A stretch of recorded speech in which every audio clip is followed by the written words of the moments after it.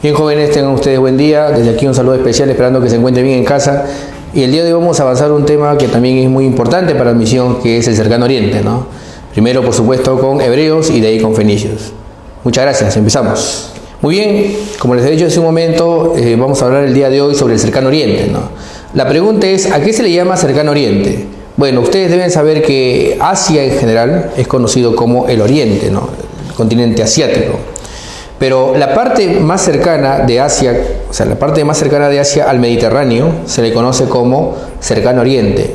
Algunas veces también lo llaman como Asia Menor, ¿no? Es la parte de Asia que está más cerca al Mediterráneo. O en otras palabras podríamos decir, es la zona de Asia que está cerca pues a Europa, viéndolo por supuesto desde el lado oriental, ¿no? Entonces se le llama Cercano Oriente, también se le conoce como Asia Menor. ¿Ya, muchachos? Siempre de cara al Mediterráneo.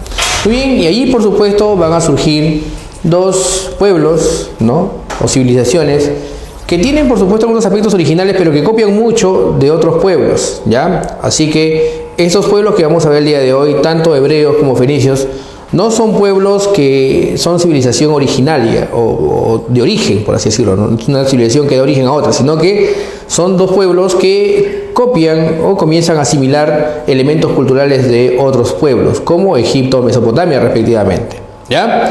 Así que bueno, empezamos con los hebreos, ¿no?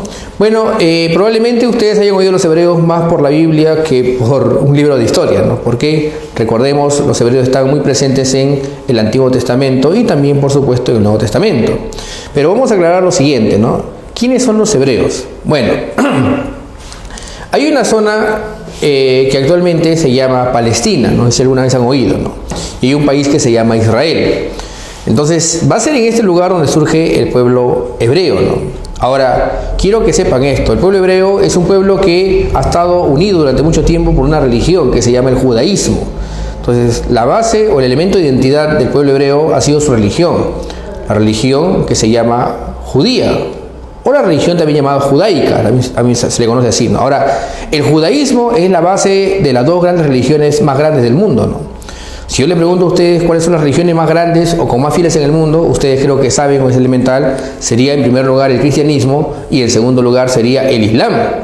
Por lo tanto, yo les aclaro, tanto el cristianismo como el islam tienen su base en la religión judía, la religión de los hebreos, ¿ya? Es lo primero que deben saber.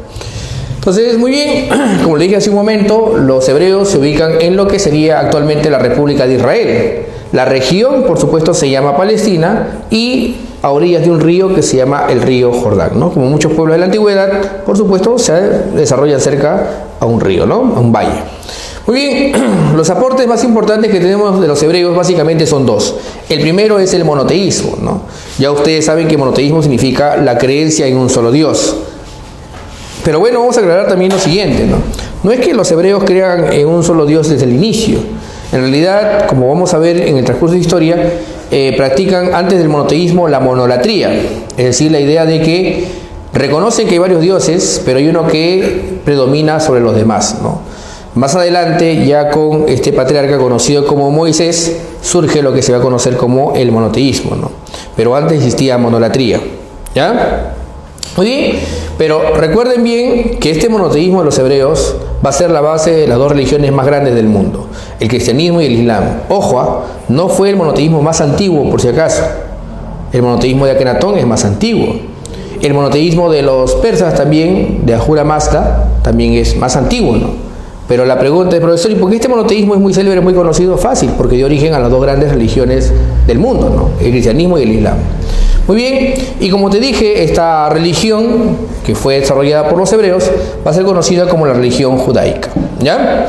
Muy bien, un elemento fundamental de la religión judaica es la idea de dualidad, dos principios universales, ¿no? Entonces, el hombre está en torno a dos fuerzas o dos principios, ¿no? El bien o el mal.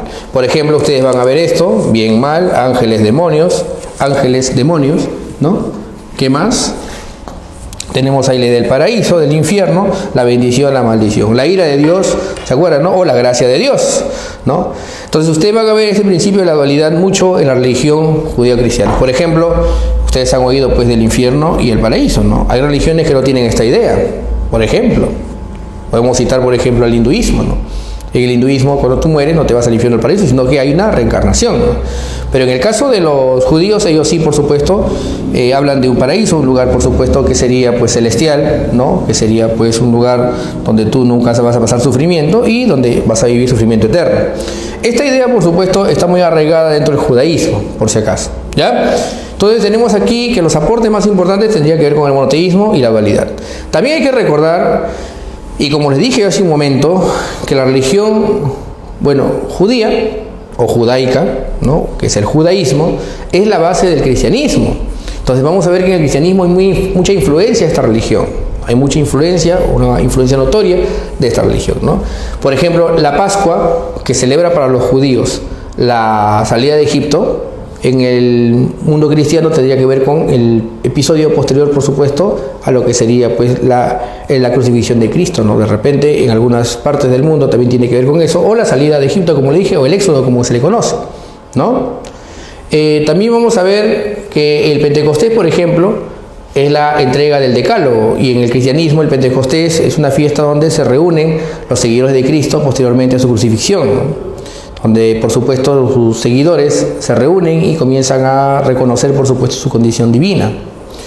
¿Qué más? El mesianismo. El mesianismo es una idea en la cual los judíos, bueno, creían y creen hasta ahora que ellos están condenados al sufrir, ¿no? Por haberse equivocado en algún momento con Yahvé o Jehová, ¿no? Su Dios supremo.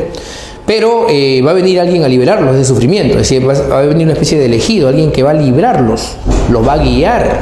Entonces se le llama el Mesías o el elegido, ¿no? Y esta idea, por supuesto, del mesianismo también ha sido, por supuesto, desarrollada en el mundo cristiano. Es más, en términos políticos, por ejemplo, ustedes deben haber oído, a veces hay un término que se llama mesianismo, cuando se cree que va a venir un político o un hombre que va a cambiarlo todo en el país, ¿no?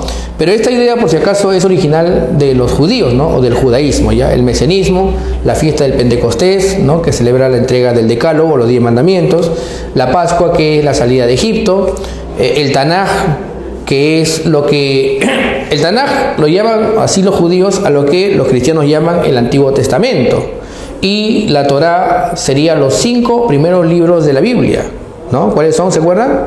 Génesis, ¿qué más? Éxodo, Levítico, Número y Deuteronomio. Los 5 primeros libros que están, por supuesto, en la Biblia son conocidos por los judíos como la Torá, ¿ya? La Torá. También se le conoce, por supuesto, como los libros de las leyes, por si acaso. Si ustedes leen los 5 primeros libros, hay bastantes leyes ahí, ¿no? Muy bien, bueno, el Pentateuco, Penta, ustedes saben muy bien, es 5, ¿no? Pentateuco, los 5 primeros libros de la Biblia, ¿ya? Muy bien, entonces, esto es lo primero que debemos saber. Ahora, ¿qué más? Los hebreos están, por si acaso, en una zona que se llama Palestina, y Palestina está cerca a Egipto y está cerca a Mesopotamia. Es como decir una zona intermedia. Así que, como vamos a ver, los hebreos tienen muchos elementos, por supuesto, originales, pero también tienen muchos elementos que son asimilados de los egipcios y de los habitantes de Mesopotamia. Muy bien, por ejemplo, algunos elementos de identidad de los judíos que son propios de ellos y no son asimilados, podríamos decir, por ejemplo, la menorá. La menorá, de repente ustedes la conocen, es esto. Esta es la menorá. A ver, 3, 6 y acá. De repente ustedes lo han visto, ¿no? Acá se ponen velas. Popularmente se le llama candelabro, ¿no? Pero en realidad su nombre correcto es menorá. La menorá, ¿ya? Es un elemento fundamental de la tradición judía. Tenemos también, por ejemplo, los templos de reunión o los templos religiosos de los judíos que se llaman las sinagogas, ¿no? Si ustedes, por ejemplo, recuerdan, Jesús, por ejemplo, cuando condena a los mercaderes del templo, ¿se acuerdan o no? O la sinagoga, ¿no? Lo hace, por supuesto, en este lugar, señalando que era un lugar respetado, ¿no? Que debería ser respetado. Bueno, en el caso de los judíos, por si acaso, o la religión judía, se le llama sinagoga a sus templos. Y el conocedor de la fe o la revelación de Dios sería pues el rabino, ¿no? Entonces ellos tienen líderes espirituales, ¿no? Que son consejeros, son grandes maestros o intérpretes de la revelación divina, que se llaman pues los rabinos, ¿no? Son hombres importantes dentro de la fe judía, ¿ya? ¿Qué más? Bueno, esto es entre lo más importante, ¿no? Que tienen, por supuesto, como elemento de identidad los judíos. Bueno, también un elemento de identidad muy conocido, probablemente por ustedes, sería el hexagrama, ¿no? A ver, esto de acá. Probablemente ustedes lo han visto. También se le conoce popularmente como la estrella de David, ¿no?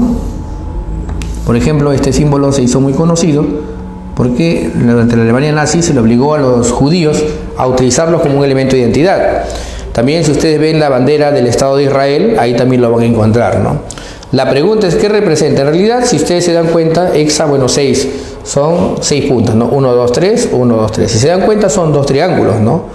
Si se dan cuenta, uno que está para arriba y otro que está para abajo, son 2 triángulos, ¿no? Por así decirlo, en contracara. ¿Pero qué representa? Bueno, según algunos intérpretes de la Torá, sería pues la alianza de los judíos, que es el pueblo elegido, con Dios, ¿no? Es decir, todos, que serían todos, buscan a Dios y Dios solamente elige a pocos, ¿no? Esa sería la idea, ¿no? Pero bueno, se hizo muy popular, por supuesto, durante el mandato del rey David como un elemento, por supuesto, de integridad o de unión, ¿no? Era un elemento, un símbolo muy importante para los hebreos, ¿no? O el pueblo, por supuesto, practicante del judaísmo. Entonces, bueno, ahí tenemos algunos elementos importantes que son propios de los judíos, ¿no? Y como ya te dije hace un momento, hay muchas cosas que ellos también asimilan de los pueblos vecinos o con los que tienen intercambio, ¿no? Muy bien, ahora vamos a hablar de los periodos históricos de los hebreos, ¿ya? El primer periodo histórico sería el de los patriarcas, que son líderes religiosos, el de los jueces, que son líderes militares, y el de los reyes, que son líderes espirituales, pero también son líderes militares, son líderes políticos, militares, ¿ya? Y religiosos, o sea, reúnen varias cualidades o facultades. En cambio acá son líderes espirituales o religiosos, los patriarcas, líderes militares, y acá sería pues que tiene varias facultades o poderes, ¿no? ¿Ah? Muy bien. Periodo de los patriarcas. Bueno, es el periodo en el que ellos están buscando un lugar donde sentarse. Para que tengan una idea, si ustedes leen la Biblia, porque es la única fuente que se tiene, bueno, para reconstruir gran parte de la historia hebrea. O sea, hay otras fuentes, por supuesto, pero que quedan pues inconexas, ¿no? En cambio, la Biblia tiene una secuencia de lo que van a vivir o enfrentar el pueblo hebreo. Y en base a este texto, por supuesto, se reconstruye más o menos la historia pues del pueblo hebreo. ¿Hay algunos elementos históricos? Por supuesto que sí. Y hay elementos históricos que han desmentido inclusive algunos pasajes que están en la Biblia. Discúlpenme ustedes, pero tengo que decirlo. Hay inclusive historiadores, o mejor dicho, arqueólogos bíblicos, se le llama así, ¿no? Que hacen una investigación de si todo lo que está en la Biblia puede ser verificable a través de la arqueología. Se le llama así los arqueólogos bíblicos, por si acaso, ¿no? Yo les paso el dato para que ustedes se informen, ¿no? Entonces, ¿de qué se trata la arqueología bíblica? Bueno, es una disciplina dentro de la rama de la arqueología oriental que trata de investigar si todo lo que está en la Biblia, por supuesto, tiene un asidero real o material, ¿no? Se puede confirmar o se puede demostrar, ¿no? Y bueno, hasta ahora el más importante investigador o arqueólogo bíblico es Israel Finkelstein, es un arqueólogo hebreo inclusive, ¿no? Que bueno, ha sido muy correcto en reconocer que algunos aspectos que están aquí no tienen asidero pues arqueológico. Pero bueno, yo le dije, ese es un tema ya que puede ser debatible inclusive, pero lo que sí ha preguntado San Marcos ha sido, por ejemplo, en relación de los patriarcas, ha preguntado alguna vez sobre él y sobre él, ¿no? Abraham y Moisés, ¿ya? ¿Qué debemos saber de Abraham según recogemos la lectura bíblica y lo más elemental, ¿no? Mire, Abraham es un personaje muy importante en la historia de la religión hebrea. ¿Por qué? Fácil, muchachos. Él es el que funda la religión que va a unir a los hebreos hasta ahora. O sea, no se puede entender el judaísmo sin Abraham. Abraham es el fundador del judaísmo, eso jamás lo olviden. Él es el que inyecta 3 ideas fundamentales en el pueblo judío o hebreo hasta ahora. Por ejemplo, la idea de que los hebreos son un pueblo elegido, que Dios los ha elegido. Eso no le quita de la mente a un practicante del judaísmo, o un hebreo, o un descendiente de los hebreos, ¿no? Un israelí, por ejemplo, que son un pueblo elegido. Dios lo ha decidido así. También ellos tienen, por supuesto, dentro de su cabecita o en sus creencias, de que Diosito o Dios, ¿no?, les ha dado una tierra prometida. Por ejemplo, les voy a poner un caso nada más, ¿no? Abraham dice que es Canaán. Canaán sería actualmente lo que llamamos como Palestina, pues, ¿no? Miren, cuando acabó la Segunda Guerra Mundial, yo les pongo el ejemplo nada más, había muchas ideas de dónde hacer una patria para los judíos, ¿no? Algunos proponían que sea, no sé, alguna parte del continente africano, otros proponían que sea, por supuesto, Madagascar, y había otras ideas más, ¿no? Inclusive había una idea de traerlos a Sudamérica, pero bueno, muchos hebreos no quisieron eso. ¿Por qué? Porque ellos decían que Dios les había asignado una tierra a la que deberían regresar en algún momento. Y esa tierra, curiosamente, es la actual Palestina, donde se ha creado el Estado de Israel, pues. Además, eso ha sido motivo de muchos conflictos en Medio Oriente, ¿no? Pero yo les aclaro, quien inyectó esta idea de la tierra prometida, del pueblo elegido, es más, Abraham también es el que, bueno, se entiende de la Biblia, es el que da origen a varias naciones. Se le llama también padre de las naciones. Si ustedes no lo sabían, por ejemplo, Abraham tiene que ver mucho con el Islam, tiene que ver mucho con el cristianismo y, por supuesto, con el judaísmo. Muy bien, Jacob. Bueno, Jacob se llamaba así hasta que dice que se enfrenta con un ángel que al final le dice: yo soy tu Dios y has luchado conmigo. Y a él lo van a llamar después Israel. Él tiene 12 hijos que dan origen a 12 tribus, las famosas 12 tribus de Israel, ¿ya? Entonces, aquí estamos aclarando un hecho importante. En realidad, los hebreos eran 12 tribus. ¿Estamos bien o no? Que surgen de la descendencia ¿de quién? De Jacob, ¿ya? ¿Estamos bien o no? ¿Sí? Entonces, Jacob sería llamado después Israel, y sus 12 hijos darían origen a las 12 tribus de Israel, ¿ya? Muy bien, y acá por supuesto tenemos al más importante y el que más ha preguntado, por supuesto, San Marcos, ¿no? Bueno, hay como 3 preguntitas sobre esto. A ver, si ustedes han leído alguna vez la Biblia, hasta película y hasta novela hay, ¿no? Moisés es el que libera, ¿no?, a los hebreos del yugo o de la explotación de los egipcios, ¿no? Eso sí lo han oído, ¿no?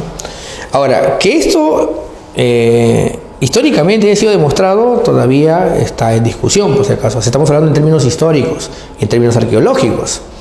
Pero extrayendo de la Biblia, sabemos de que Moisés es el que libera a los hebreos de Egipto. Esto preguntó una vez San Marcos, curiosamente, ¿no? Aunque parezca sorprendente. ¿Cómo se le conoce esta salida o liberación de Egipto para que ellos busquen su tierra prometida nuevamente? Se llama el Éxodo. El Éxodo es la salida de Egipto. Es más, un detalle por si no lo saben. ¿Has escuchado de Israel, sí o no? ¿Has escuchado una de Israel? Y no me digas la tigresa, porque estamos hablando de la República de Israel. Si ustedes han escuchado de Israel, deben haber oído que ellos no tienen nuestro calendario. Ellos tienen un calendario distinto. O sea, para nosotros el año 0 es el nacimiento de Cristo, no en esta zona del mundo, ¿no? O sea, estamos en el 2020 después de Cristo, pero nadie pone pues después de Cristo porque se entiende, ¿no? Algunos académicos dicen antes de nuestra era. ¿Qué era estamos? La era cristiana, entonces es igual. Pero dicen pues antes de Cristo, después de Cristo, ¿no? ¿Lo entendiendo, no? Así dicen, ¿no? Estamos 2020 después de Cristo. Dice, estamos después de nuestra era, o así también ponen, ¿no?, la era cristiana. Ya, pero para los hebreos el año 0 es el nacimiento de Cristo. Es más, los descendientes de los hebreos, que serían ahora los israelíes, por ejemplo, no creen pues en la condición divina de Cristo, inclusive, ¿no? La niegan totalmente, ¿no? No sé si sabían eso, pero los practicantes del judaísmo niegan la condición divina de Jesús y es más, consideran que no es el Mesías, ¿no? Pero yo les aclaro una cosa: para los practicantes del judaísmo en la actualidad, el año 0, y es más, en la República de Israel, no está en el año 2020. El año 0 no empieza con el nacimiento de Cristo, sino empieza con el Éxodo, por si acaso, con la salida de Egipto. O sea, el año 0 para los israelíes es el Éxodo, los practicantes del judaísmo. ¿Ya? ¿Estamos claros? Muy bien. ¿Qué más? Como Moisés sale de Egipto, según la tradición bíblica, él tiene que migrar constantemente entonces con el pueblo elegido, y en el camino o en el itinerario construye lo que va a ser pues un templo móvil, ¿no? Ahí nomás se ve su condición pues de nomadismo, ¿no? Además también son pastores. Están migrando, buscando por ahí pues pasto para los animales y también están migrando constantemente buscando establecerse en su tierra prometida. Ahora, ¿cómo se le llama ese templo móvil que ellos construyen? Se le llama el tabernáculo. Un detalle también importante, según la tradición bíblica, ¿quién escribe?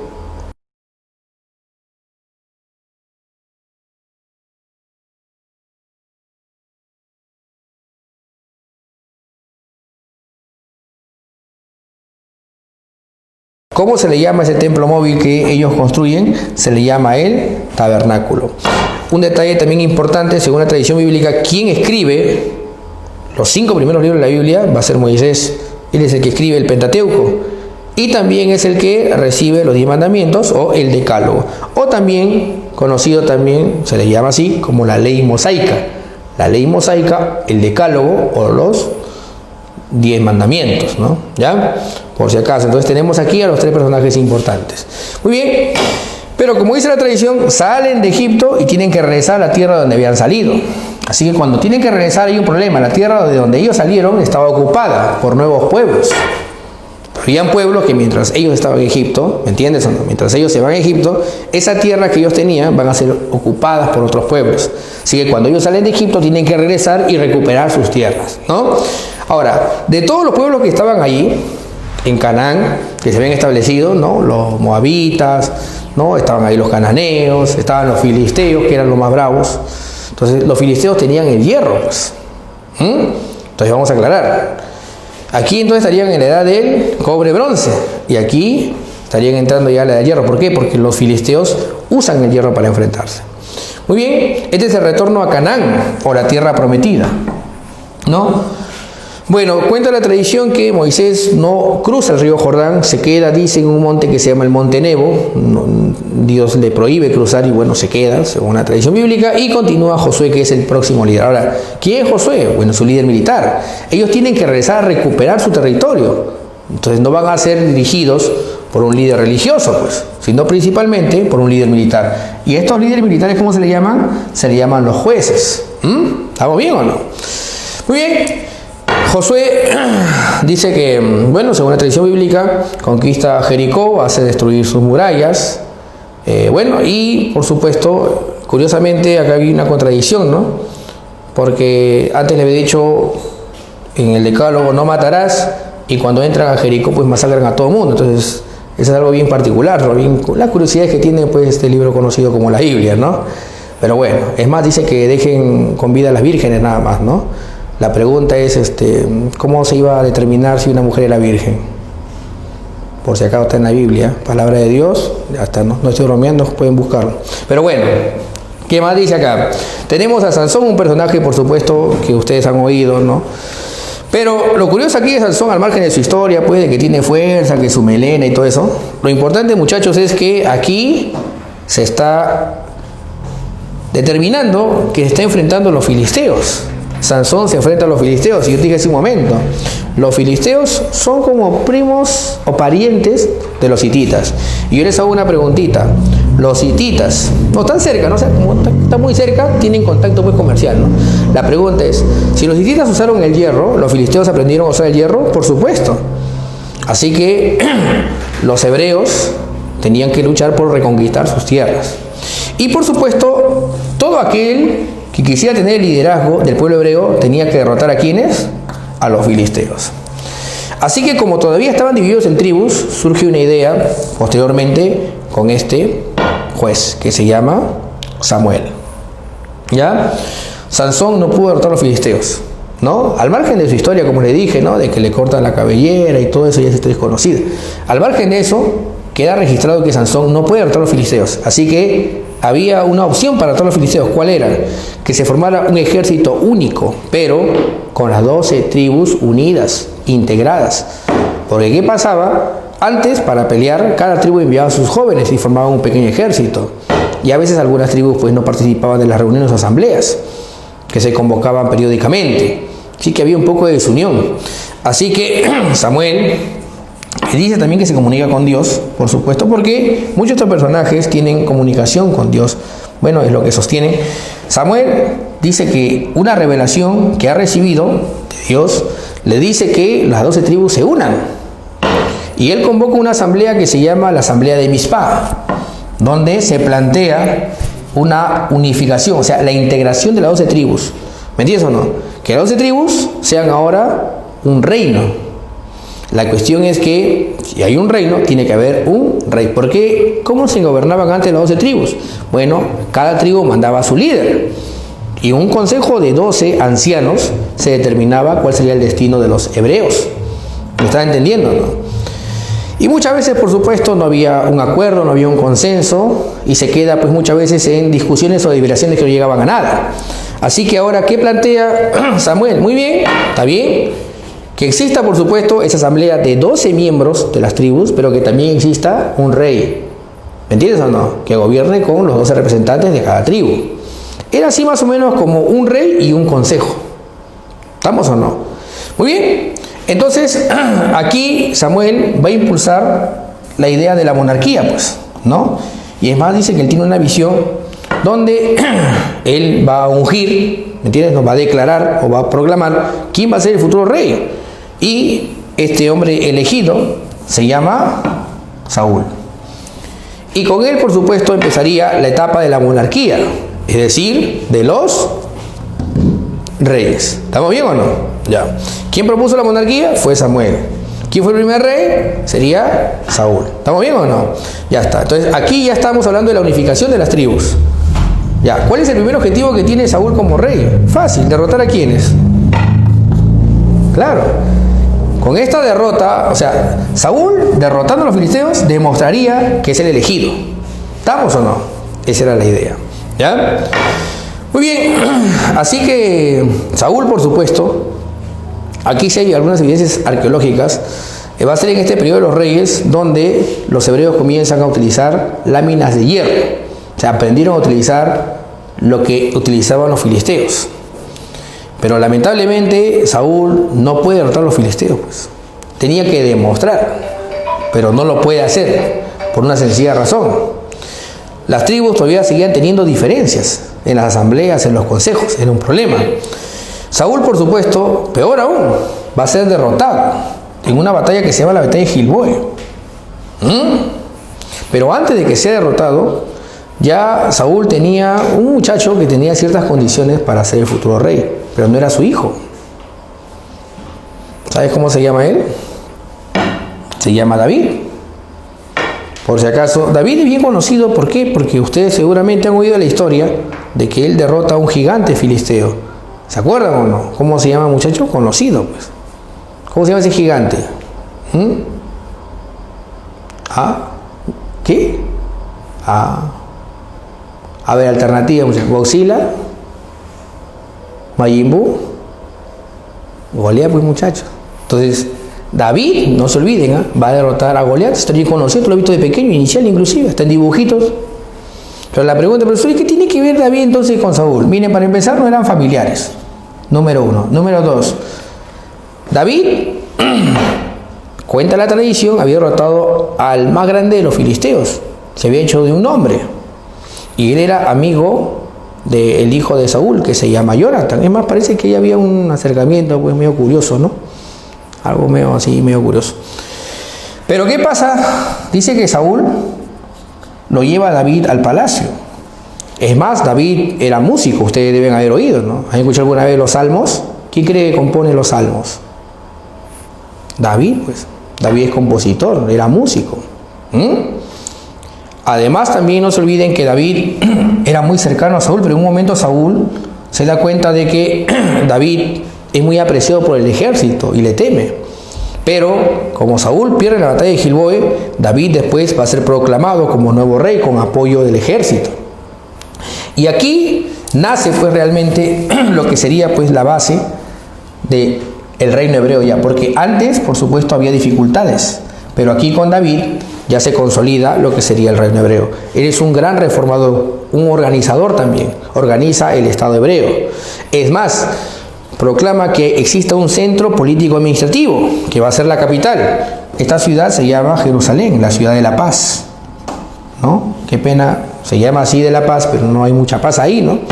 Pero cuando se fundó, por si acaso, ya, no se olviden que el fundador, ¿quién sería? Sería David declara que la capital es Jerusalén. ¿Qué más? Derrota a los filisteos.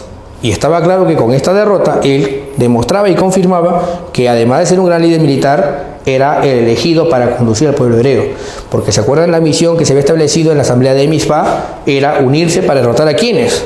A los filisteos. ¿Y quién lo estaba haciendo? Lo estaba haciendo David. ¿Me está entendiendo? Y está claro que entonces David tiene la posibilidad de dejar a su descendencia en el trono. Y así va a pasar, pues. Después pasa a gobernar, ¿quién? Salomón. Salomón es muy célebre por ser conocido como el rey de la sabiduría, ¿no? La historia del pequeño, que se acuerdan, cuando vienen dos madres, ¿han oído esa historia o no? Bien conocida, muy célebre, ¿no? Pero Salomón es más célebre aún por ser el último rey. Porque después de Salomón, el reino hebreo se divide en dos: el reino de Israel y el reino de Judá.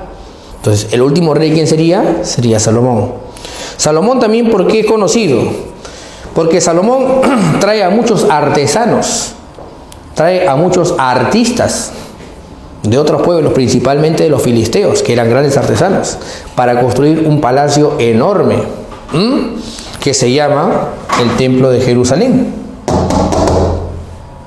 Ahora, ¿qué ocurre? Según la tradición bíblica, Salomón comienza a contagiarse de estas prácticas religiosas de los extranjeros que llegan a producir arte en el Templo de Jerusalén.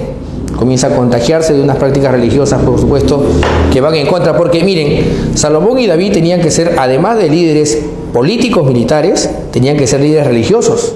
Son protectores de la religión, son también guardianes de la moral, tienen que portarse bien, pues. Y si ustedes han leído algo de la Biblia, sabrán pues que David era medio juguetón, ¿saben eso? No tenía le gustaba mucho a las mujeres, pues, ¿saben? ¿No? Picotón por aquí, por allá, así era juguetón. Y por supuesto, podríamos decir que moralmente, pues no era el idóneo. Salomón también así era, ¿no? Medio juguetón también, por si acaso, ¿no? Pero ahí está la cuestión ahora. Por supuesto que como guardianes de la moral, no estaban cumpliendo. Además, Salomón trae tradiciones que son extranjeras o foráneas. Esto genera un descontento al interior del pueblo hebreo, en este caso del reino, y finalmente se forman dos reinos en la asamblea de Yuste. ¿Qué pasa? Roboam, Jeroboam. Escúcheme bien, ¿ah? ¿Quién es Roboam? Es el hijo de Salomón. ¿Estamos bien o no? Ya te dije, se produce la división, ¿ah? ¿Quién es Jeroboam? El jefe del ejército. ¿Qué es lo que pasa? 10 tribus se van con Jeroboam y 2 tribus se van con Roboam. ¿Se acuerdan cuántas tribus eran? Eran 12 tribus, ¿se acuerdan o no? Las 12 tribus de Israel. 10 se van con Jeroboam y 2 se van con Roboam. 10 tribus desconocen al descendiente de Salomón y solamente 2 tribus se quedan con Roboam. Aquí se forma el reino de Judá y acá se forma el reino de Is. Un detalle para acabar: el reino de Judá, por si acaso, cae al final. El primer reino que cae es el reino de Israel. Los asirios lo conquistan. Sargón II destruye Israel. Mientras que el reino de Judá va a ser destruido después por Nabucodonosor. Entonces cae en manos de Mesopotamia, ¿ya? ¿Estamos claros o no? Pero después recuerden muy bien, cuando los persas liberan a los hebreos por supuesto vuelven a formar un reino. Y este reino existe, por así decirlo, de forma itinerante hasta que el año 70-73 los romanos pasan a conquistarlo, durante el periodo del emperador Tito, ¿no? Entonces, finalmente Roma conquista lo que sería pues la zona de Palestina. Muy bien, entonces continuando con nuestro avance temático, ahora estamos hablando del Cercano Oriente y continuamos con fenicios, ¿no? Muy bien, entonces vamos a primero ubicarnos, pues, ¿no?, en el territorio, por supuesto, que se desarrolla el pueblo fenicio. Muy bien, quiero que sepan algo. A ver, yo les dije hace un momento que la parte de Asia que está de cara al Mediterráneo se le conoce como Cercano Oriente. También algunos lo llaman como Asia Menor. ¿Estamos bien o no?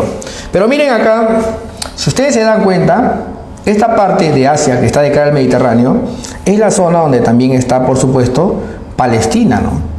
Aquí hay un río que se llama el río Orontes, al norte, porque acá abajo está el río Jordán. Acá hay un río que se llama Orontes.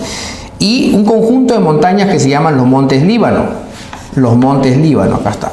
Mira, y entre esta cadena de montañas y la costa mediterránea hay una franjita donde se desarrolla este pueblo de navegantes y comerciantes marítimos, que se llaman los fenicios. Una cosa que debemos aclarar: tanto los hebreos como los fenicios son de la misma rama étnica, lingüística, que se llama el pueblo semita. Son semitas. Al igual, por ejemplo, como semitas son los acadios, son los asirios y son los babilonios. Son semitas. ¿Estamos bien o no? Pertenecen a este grupo étnico lingüístico. ¿Estamos bien o no? Los árabes también son semitas, por si acaso. Entonces, los fenicios, como te acabo de decir, no son semitas, por supuesto. Ellos son semitas, ¿no?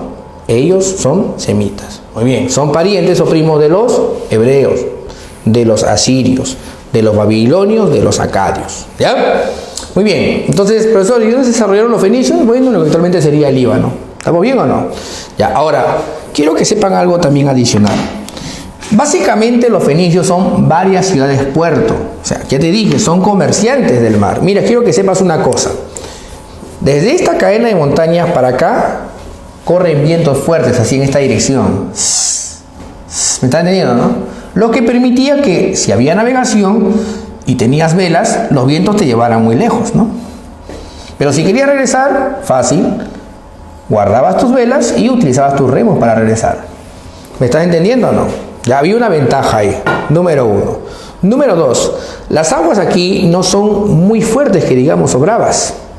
Y por supuesto, esta tranquilidad del mar también, del mar Mediterráneo, permitía que la navegación, por supuesto, sea próspera o propicia. Además, aquí, cerca a los montes líbanos, hay bastantes árboles que dan una madera muy resistente. Esta madera, ¿cómo se llama? Se llama el cedro. ¿Estamos bien o no? Aquí hay bastante cedro. O sea, había madera para la navegación. ¿Estamos bien o no? ¿Sí? Es más, habían también algunos yacimientos de betú. ¿Qué es el betú? Miren, más o menos para que tengan una idea, ¿ya? El petróleo salía o se formaba como un laguito fuera, ¿me entiendes? ¿No? En la superficie. No estaba al fondo, estaba encimita. Y se formó una especie de pasta negra, como una especie de plastilina. ¿Sí? Tú lo ponías debajo del barco, ¿me entiendes? Entre las maderas, y daba a la madera una impermeabilidad que impedía que el agua se filtre. No hay como ponerle, por supuesto, no sé, embadurnarlo pues con aceite o con grasa. E impedía que, por supuesto, el agua se filtre y los barcos sean más resistentes al paso del tiempo. Muy bien, por eso mismo, nunca olviden que los fenicios van a ser los grandes comerciantes y los grandes marineros del mundo antiguo. Ya, eso no te olvides jamás. Mira, yo he puesto acá un barquito que ellos utilizaban, que tenía un espolón acá adelante y tenía remos. Aunque era 3 hileras de remeros, se le llamaban trirremes, ¿no? Y tenía con espolón. Los fenicios fueron grandes navegantes y grandes comerciantes, ¿no? Acá también tenemos una conchita. Si se dan cuenta, este es un caracol que produce un tinte. Este tinte, por si acaso, era tan difícil de obtener que, por supuesto, era muy costoso en esa época. Lo utilizaban los emperadores romanos, los faraones de Egipto. Era un color, por supuesto, muy singular o particular, que es el púrpura. Así que fenicios significa púrpura. Según algunos intérpretes, sería tierra de palmeras, ¿no? Pero otros historiadores dicen que en realidad fenicio significa púrpura. ¿Por qué? Porque ellos obtenían este color o este colorcito púrpura de este caracolito, pues, ¿no? El púrpura. Este caracol tú lo atacabas y producía, por supuesto, este colorcito. ¿Ya? Una especie de tinta que arrojaban para defenderse. Entonces, fenicio significa tierra de palmeras, según algunos historiadores. Según otros, sería los del color púrpura o los que producen el color púrpura, los fenicios. ¿Ya? Se ubicaron, ya te dije, en esta costa del mar Mediterráneo. ¿En qué país actual? En el actual país del Líbano. ¿Ya? Muy bien, aporte de los fenicios. A ver, el primer aporte sería pues el alfabeto fonético, ¿no? Mira, yo digo A Y el hecho de decir A, por ejemplo, ya yo digo A y ahí está la A. A por sí sola de repente para ti no significa nada. Pero si yo pongo acá otro signo, como la M, hay cambios de significado, ¿no? Tú inmediatamente piensas en una madre. Si yo pongo, por ejemplo, acá amar, ya cambió el significado. Si yo pongo acá una M y por supuesto la tilde, cambia el significado. Si yo pongo, por ejemplo, a ver, aquí saco esto y pongo una R acá y pongo otra R acá,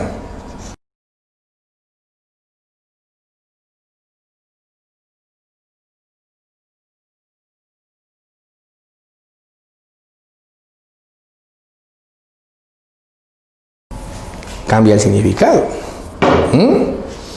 Si yo pongo, por ejemplo, a ver, aquí saco esto y pongo una R acá y pongo otra R acá, amarra. Y si pongo una G, dice gamarra. ¿Te das cuenta que todo va cambiando según las letras que vas ubicando? Esta idea, por si acaso, no era nueva para los fenicios. Ellos son los inventores del alfabeto fonético. ¿Ya? Miren, para que me entiendan más rápido, ¿ya? Porque esta fue una pregunta San Marcos, a ver. Por ejemplo, tú dices, por ejemplo, xi xie, que en chino es gracias. Yo digo en español gracias, ¿entiendes, no? Yo te digo arigato, es en japonés, también está la A. ¿Te das cuenta que está la A? ¿Entiendes o no? Entonces, gracias, está la A. Arigato, está la A. Entonces la pregunta, profesor, pero son distintas lenguas, sí, pero está la A, pues. Y la idea era que ese sonido de la A se reproduzca. Ese sonido, por ejemplo, de la tú dices, por ejemplo, a ver, por ejemplo, supongamos, ¿no? Tú dices good morning, M. Tú dices mañana, está la M. Ese sonido se produce, la cuestión era representarlo, pues. Porque puede existir muchas lenguas, pero los sonidos se pueden repetir. Y la idea de los fenicios fue genial, ¿por qué? Porque ellos comerciaban con muchos pueblos y que buscaban reconocer esos sonidos y de esos sonidos que se repetían hacer una grafía o un signo de todos los sonidos que existían. Así que ellos finalmente resumieron para su intercambio comercial todos esos sonidos en 22 signos. No, pueden existir muchas lenguas en el Mediterráneo, pero los sonidos que se repiten constantemente son 22. Así que ellos crearon un alfabeto fonético de 22 consonantes. No tenían vocales, ¿eh? Pero ¿sabes qué? Esta idea fue tan genial que posteriormente los griegos que dijeron, oye, esta idea está buena, está buenazo. ¿Qué tenemos que hacer? Fácil, copiarlo. Pero para que exista, por supuesto, una diferencia más notoria, hay que agregarle 5 vocales. Ajá. Entonces, los inventores del alfabeto fonético de 22 signos fueron los fenicios. Posteriormente los griegos se dieron cuenta de la genialidad de este alfabeto fonético que fue utilizado para el comercio de los fenicios y le agregaron 5 vocales. Pregunto, ¿cuánto usamos hasta ahora? Los 27, pues, del alfabeto. ¿Estamos bien o no? Pero ya te dije, eran 22 signos de los fenicios y los griegos le agregaron 5 vocales. Serían las 27 que ahora utilizamos. ¿Estamos bien o no? ¿Sí? Que quede claro. Muy bien, borramos también esto. Gamarra Chopi. A ver, aquí. La letra de cambio. Porque esto existe hasta ahora. Por ejemplo, los fenicios tenían muchos productos para vender, pero ¿qué pasaba? La gente a veces no tenía plata. ¿Qué decía el fenicio? Porque era un bravo vendiendo, ¿eh? Bravas. Te daba un contrato. ¿Qué te decía? Mira, ¿sabes qué? No me pagues ahorita, pero llévatelo ya. Ahorita. Así ojo cerrado, pero fírmame acá o pon acá tu huella. Da constancia. Entonces, ¿qué significaba una letra de cambio? Yo te doy el producto que tú deseas, no tienes dinero, pero sabes que te comprometes a través de un contrato a pagarlo después. ¿Me entiendes, no? Es una letra de cambio, a cambio de algo.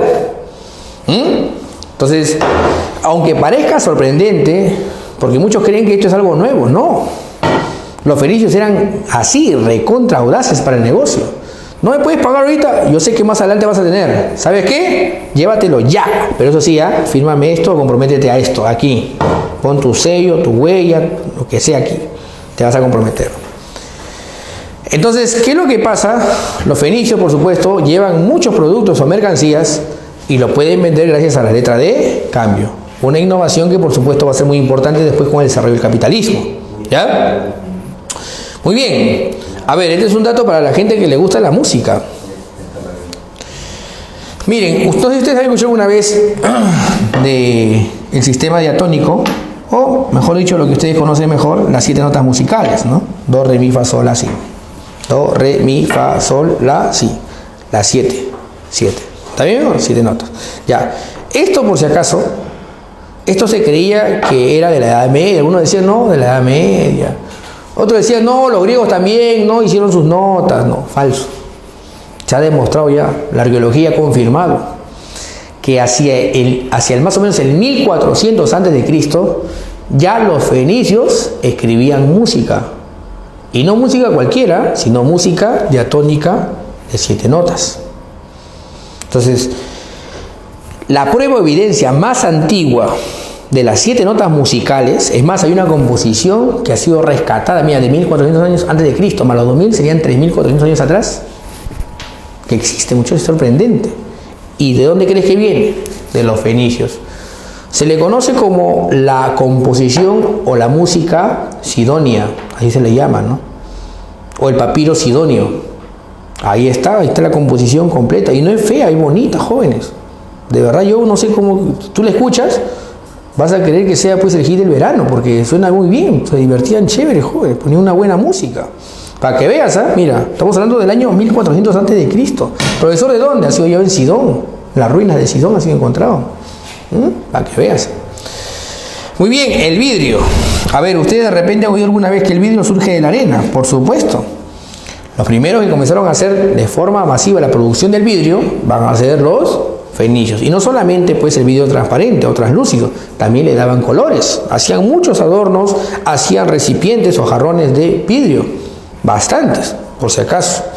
Entonces, los fenicios tenían los inventores del vidrio, de la primera escritura musical, la letra de cambio, el alfabeto fonético. También, por supuesto, la idea de empresa, es decir, de conjugar o unir, ¿no?, muchas circunstancias para producir un beneficio.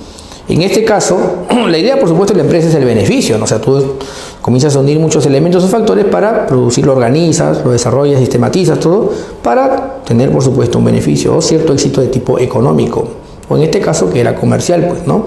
Por supuesto. Ahora, esta idea de empresa, por si acaso, registrada y documentada, va a ser primero en donde encontrado en el pueblo fenicio. ¿Ya? Entonces tenemos aquí el alfabeto, la letra de cambio, la primera escritura musical, el vidrio, la idea de empresa.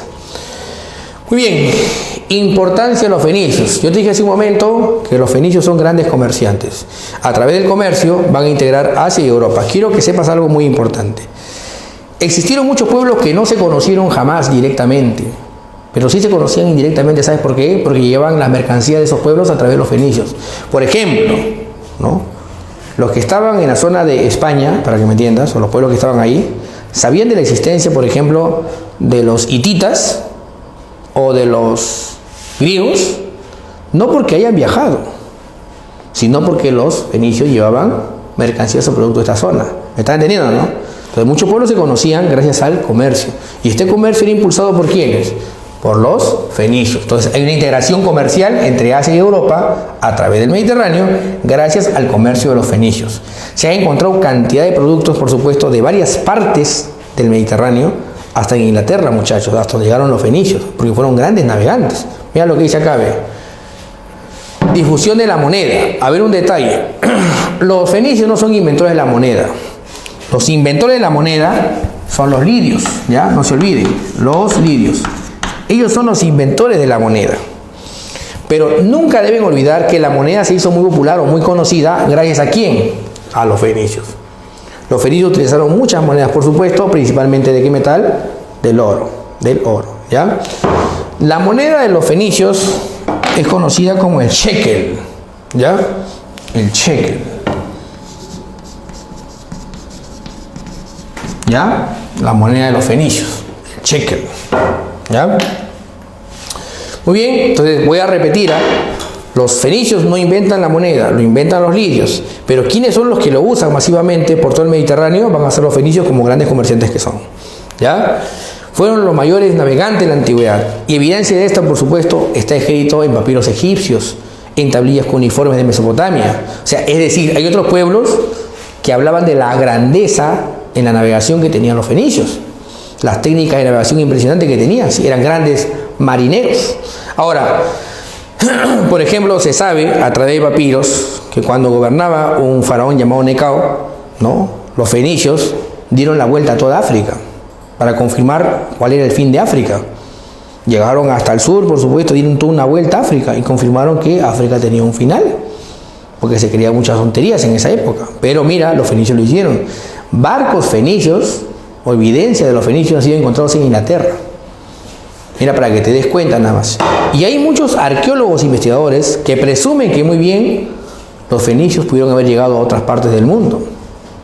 Por si acaso, es más, hay algunos que hablan de que pudieron muy bien haber llegado a América, mucho tiempo antes que los chinos, que los vikingos y que Cristóbal Colón, por supuesto.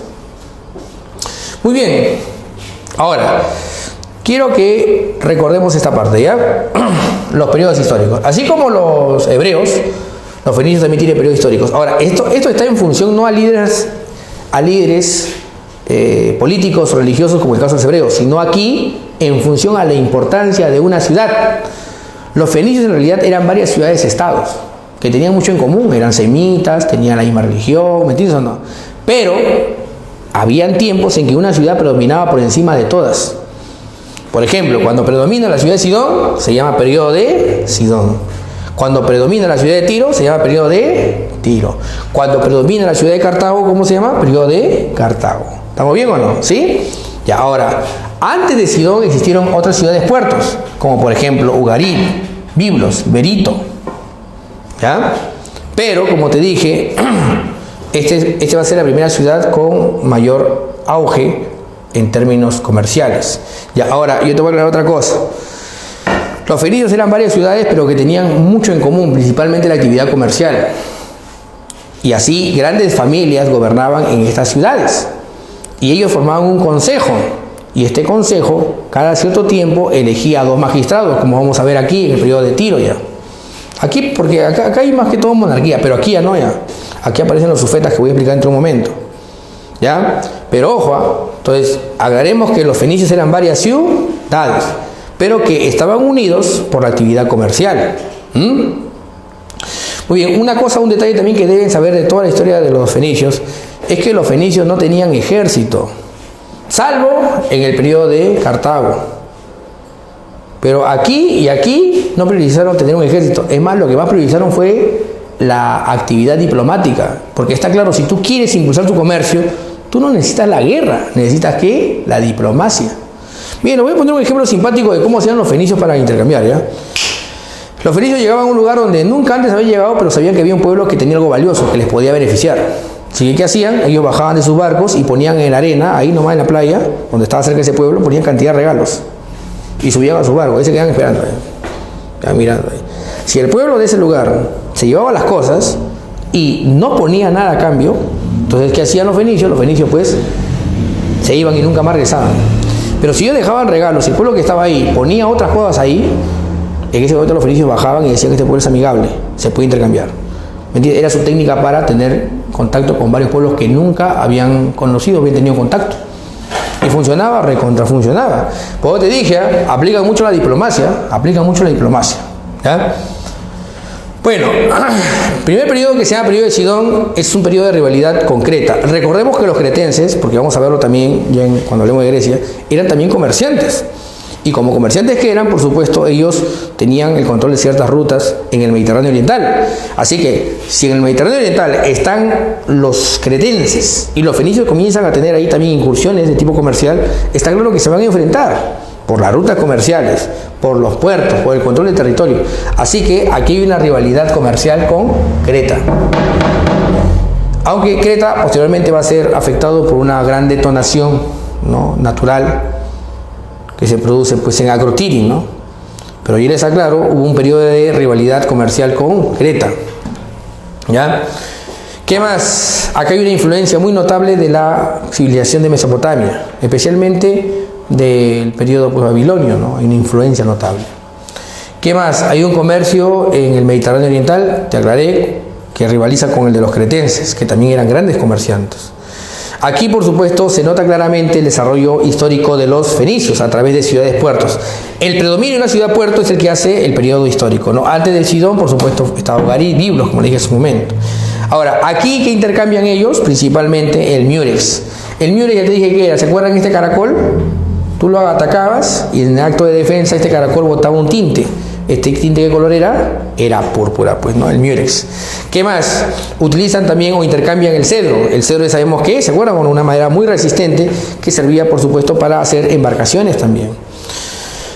Muy bien, es una madera fina, inclusive hasta ahora una mesita de cedro pues te puede costar bastante, ¿no? Pero ahí abundaba principalmente aquí en los montes Líbanos. ¿Qué más? Tenemos el betú, y te dije que era para cubrir las cubiertas de los barcos, el estaño, el cobre, el marfil y el oro.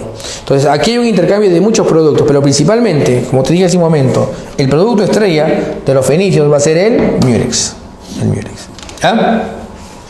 ¿Estamos bien? Siguiente periodo, el periodo de Tiro. Este es el periodo de crecimiento, de expansión en el Mediterráneo. Se forman varias colonias, por ejemplo, como Cartago, Cartagena, Cádiz, Palermo. ¿Ya? Entonces, aquí se forman varias colonias. ¿Ya? Es una expansión comercial. Se fundan colonias en este periodo. ¿Ya? ¿Qué más? El alfabeto. Yo te dije, oye, están creciendo y tienen contacto con varios pueblos, necesitan un medio de comunicación o intercambio, pues, ¿entiendes, no?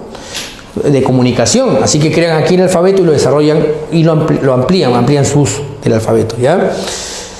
Como yo te dije hace un momento, aquí habían reyes gobernando, pequeños reyes en las ciudades, ¿no?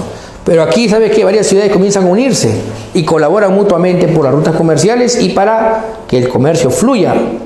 Ahora, estos comerciantes o grandes familias se reunían formando una asamblea y designaban a dos autoridades, una político-militar y otra religiosa. ¿Cómo se llamaban estas autoridades o magistrados? Se llaman sufetes.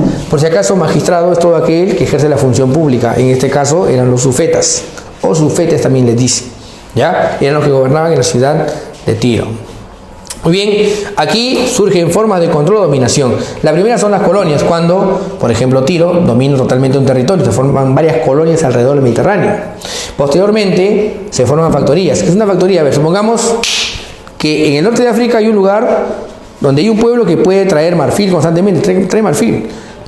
Entonces, ¿yo qué hago? Este pueblo no es muy amigable, que digamos, un poco hostil. Entonces, ¿yo qué hago? Construyo una zona amurallada, llevo ahí a mis artesanos, instalo mi taller y ahí cada vez que llega el marfil, lo convierten en pequeñas estatuillas y los barcos vienen y se los llevan, ya transformados. No tienen que llegar pues a la ciudad de Tiro y transformarlo ahí, no. Ahí nomás se convierten en productos o mercancías ya. Muy bien, entonces en las factorías hay un taller, por supuesto, y hay artesanos, ¿no? Ya es un lugar que está protegido, amurallado, una factoría. Y las concesiones son obtenidas con permiso de una autoridad local. Aquí entonces hablamos de concesiones como territorios que son cedidos por una autoridad en colaboración con los fenicios. Los fenicios, por supuesto, le daban algo a cambio a la autoridad de esa zona. ¿Ya? Concesiones, con permiso de autoridades locales. Este periodo llega a su fin cuando invaden los asirios, el periodo de Tiro. Y por último tenemos el periodo de Cartago. Este periodo es un poquito confuso desde su inicio, ¿no? Se dice que hay una reina que se llama, bueno, es una mujer de la nobleza que se llama Elisa, que es obligada a casarse, ¿no? Su hermano que se llama, bueno, su hermano lo obliga a casarse con un hombre que no desea, no quiere, pues, ¿no? Entonces, Pigmalión, que es su hermano, lo obliga a casarse con un jefe, un líder, por supuesto, de menor rango, pero que espera de él saber cuál es su tesoro, ¿no? Porque este jefe, este príncipe, tenía un tesoro escondido, pues. ¿Y qué pasa entonces? Al final, ¿qué hace Elisa, o Dido también le dicen, ¿no? Miente a su hermano y ella encuentra el tesoro y se va y funda una nueva ciudad que se va a llamar así Cartago, o Ciudad Nueva. Entonces dice que así nació Cartago. Es más, acá hay una historia también bien curiosa, porque dice que una vez que Dido o Elisa gobierna ahí en Cartago, está gobernando, no lejos de su hermano, por supuesto, ¿no? Sin la amenaza de él, comienza a gobernar, dice que llega Eneas. Ustedes que la rompen en literatura, ¿saben quién es Eneas? ¿Se acuerdan o no? La obra Eneida, ¿Se acuerdan o no? Ya, Eneas dice que llega. Y Eneas tiene un amorío con Elisa o con Dido. Tiene un amorío. Pero después dice que Eneas, oyendo la voluntad de los dioses, decide irse y la abandona a Elisa o a Dido. Dice que entonces Dido la maldice y dice que nunca más va a haber una alianza con la descendencia de él. Adivina Eneas qué ciudad funda. Después, bueno, con qué ciudad está ligada, o al origen de qué ciudad está ligado Eneas. A Roma, pues, ¿se acuerdan o no? De la simiente o descendencia de Eneas llega, por supuesto, Rómulo y Remo. Por eso, según la tradición, ¿no?, dice que este desamor que hubo entre Elisa o Dido y Eneas vendría, pues, el antecedente de las guerras llamadas guerras púnicas. Estas guerras, por si acaso, de Roma con Cartago se llaman las guerras púnicas, ¿ya? Entonces, este periodo de Cartago básicamente es de rivalidad con Roma. Se producen las guerras púnicas por el control comercial del mar Mediterráneo. Solamente voy a aclarar una cosa para que me entiendas bien esta etapa de la historia de Cartago. Los cartagineses no eran muy originales que digamos, ¿no? Tenían algunas cosas o innovaciones ahí propias, ¿no? Pero copiaban mucho, pues. Ahora, los cartagineses comenzaron a falsificar muchos productos o mercancías que vendían por el mundo. Por ejemplo, decían, a ver, traemos este vino de tal lugar, y no era ese lugar. Traemos esculturas egipcias, no eran esculturas egipcias, ellos mismos lo habían hecho en sus talleres, lo falsificaban muy bien. Entonces los romanos sí traían el producto original, y le daba bronca que cada vez que iban a un lugar de repente comercial, los cartagineses llegaban con la mercancía y no era original. Entonces, ¿qué pasa? Comienzan a surgir rivalidades después comerciales, ¿no? Una tensión ahí, que finalmente desemboca a las llamadas guerras púnicas. Ya. Ahora quiero que sepas esto, ¿ya? Las guerras púnicas tienen 3 momentos. Son 3 guerras púnicas. Pero la más decisiva definitivamente va a ser la Segunda Guerra Púnica. Profesor, ¿y por qué? Porque en la Segunda Guerra Púnica se produce la batalla de Canas, donde Aníbal casi desaparece a Roma del mapa. Poquito nada más le falta. Pero, posteriormente, Escipión, entendiendo el plan de Aníbal, decide atacar Cartago, la batalla de Zama, y derrota a Aníbal en esta batalla que se llama la batalla de Zama. ¿Está bien o no? Entonces, primero vence a Aníbal. ¿Quién es Aníbal? El jefe de los cartagineses. Derrota a los romanos. Pero después un romano llamado Escipión el africano derrota a Aníbal en la batalla de Zama. Y aquí, por supuesto, se va a confirmar lo que sería la supremacía de Roma, pues, ¿no? Ahora, Roma convierte a Cartago en una ciudad tributaria, es decir, Cartago le paga impuestos. Pero pasan 20 años más o menos y un censor del Senado llamado Catón dice ante el auditorio, los cartagineses, a pesar de que nos pagan impuestos, siguen siendo una amenaza. Así que yo planteo aquí delante de todos, en el Mediterráneo no hay 2, hay uno nada más, y ese es Roma. Delenda es Cartago. O sea, destruíamos Cartago, dice. Entonces, ¿y por qué? Porque Cartago con una mano nos paga impuestos, pero con la otra empuña la espada. O sea, está listo para levantarse. No podemos permitir que eso pase. Así que Roma hace una expedición a la ciudad de Cartago para destruirla. Incendia la ciudad, masacra a su población. Es más, para que nunca más Cartago pueda ser habitada o habitable, ¿qué hacen los romanos? Le echan cantidad de sal a las tierras de cultivo para que nunca más algo crezca. A este hecho en la historia se le conoce como Delenda es Cartago. Escipión Emiliano, o también conocido como el Asiático, produce esta masacre, esta destrucción de Cartago, ¿no? ¿Ya? Muy bien, y el año 146 entonces cae o llega a su fin Cartago, que sería el último episodio de los fenicios. Muy bien, muchachos, conmigo sería todo hasta ahí. Muchas gracias por escucharme y nos vemos en una próxima clase.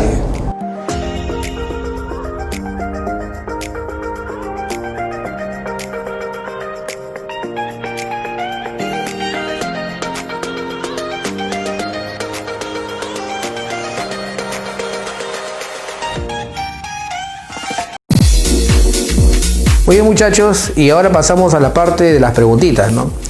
Muy bien, para ubicarnos más o menos en contexto y en relación al tema que vamos a ver, por supuesto a las preguntitas que vamos a ver, vamos a ubicarnos en el Templo de Jerusalén, ¿ya, muchachos? Y específicamente en el Muro de las Lamentaciones. Muy bien, y pasamos entonces a la siguiente pregunta, ¿no? ¿Qué dice la preguntita 1? O la primera pregunta que estamos viendo dice: creó el Estado hebreo, fundó Jerusalén y escribió los salmos. Bueno, quien escribió los salmos, no estos cantos, ¿no? Sería pues David. Eso ya lo hemos mencionado en clase, ¿no? Pero dice fundador o creador del Estado hebreo. Fundó Jerusalén. Bueno, estamos hablando de David, no hay discusión, y la clave entonces sería la C. Muy bien, la siguiente pregunta nos dice: es considerado el patriarca de la humanidad, el cual iniciaría la búsqueda de la tierra prometida al abandonar la ciudad mesopotámica de... Bueno, ustedes muchachos que leen mucho la Biblia para buscarle sentido a su vida, ¿no? Me imagino que habrán revisado al menos el Génesis, ¿no? Porque empieza uno por ahí, ¿no? Y más o menos llegas a la 5ª página, ya te da sueño, pero muchos de ustedes probablemente, si lo han leído con devoción, con mucha fe, habrán llegado de repente un poquito más. Y habrán visto ahí la historia de Abraham, que es el fundador, por supuesto, de esta religión que se llama el judaísmo. ¿Y qué dice la Biblia con respecto a Abraham? Abraham era una ciudad que es de los sumerios, que se llama la ciudad de Ur. De Ur sale siguiendo el curso del río Éufrates y llega hasta Canaán, que es el nombre antiguo de lo que ahora llamamos Palestina. Entonces, la respuesta acá sería Abraham Ur, y la clave correcta entonces sería la E. La construcción del Templo de Jerusalén se dio durante el gobierno de...